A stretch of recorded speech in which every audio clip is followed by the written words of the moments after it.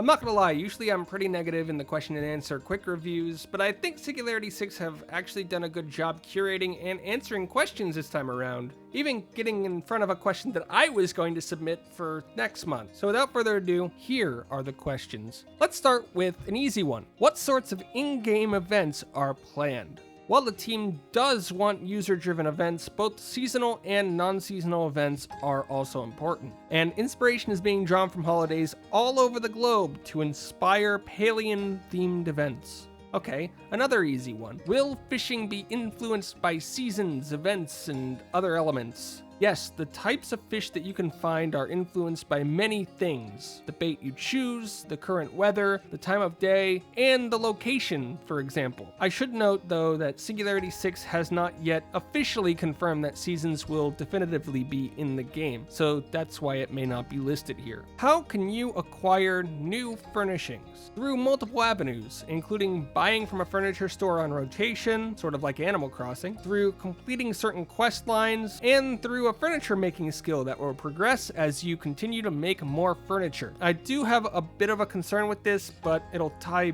into the last question a little bit, so I'll try to come back to it then. What kind of music can we expect in the game, and will we be able to create music and play it similar to other games? First, here's some music that they shared.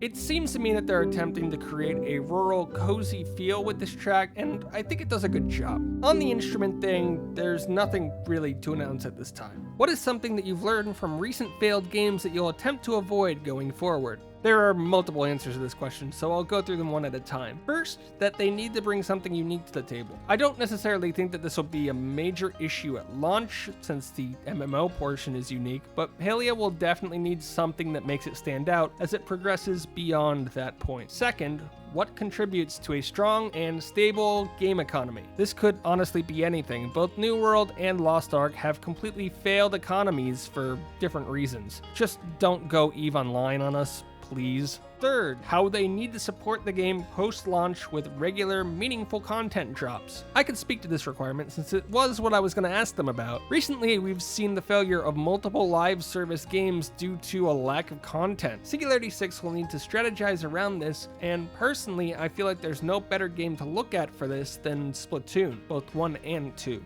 And last, what is needed to have a reliable back-end infrastructure? This is important, but also boring to talk about, so I won't. Let's just say that Central Europe has been getting the bad end of this deal in many games recently. 4 questions left, and we're starting to get into the bigger ones. Will there be group objectives that bring people together in Palia, sort of like raiding in other MMOs? And will there be guilds? This is probably the worst question that they chose, because we've known about neighborhoods as the guilds of Palia for quite a while. That said, we have confirmed a focus that they're meant to be cozy rather than competitive, and that there should be goals for players that make them feel like they're contributing to something bigger than themselves. I understand where they're coming from here, but there's also a worry that removing all competitive elements from guilds may render them as completely useless as a game mechanic, like clans in Smite were. So I hope they can balance this well. Will the team hold back content for the actual launch so that players still have something new to experience at that time? They plan to release new content through testing and post-launch, and they're hoping to have stuff that can excite players throughout. This answer scares me because with how it's worded, the answer appears to be no, although it isn't really clear.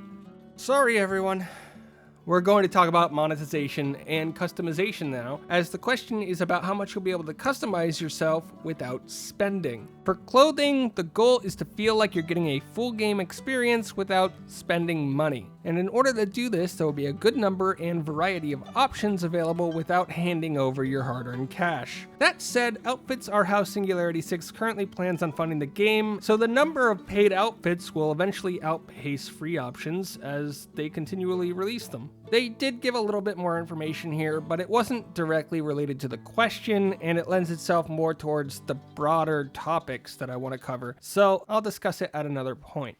And the last question, probably the biggest one from a game design philosophy point of view, what are your current plans of hindering actions that will harm the in-game economy? Just to give some context to the question, let's return to New World and Lost Ark. In New World, multiple bugs and exploits were discovered that basically allowed you to get infinite money. Amazon refused to roll back servers, and all sense of economy in the game has been completely destroyed and is part of the reason why that game's struggling to rebuild itself at the current time. Lost Ark, on the other hand, just has a massive botting problem where tens of thousands of bots are farming goods, causing the price of them to skyrocket while devaluing gold. Both are bad.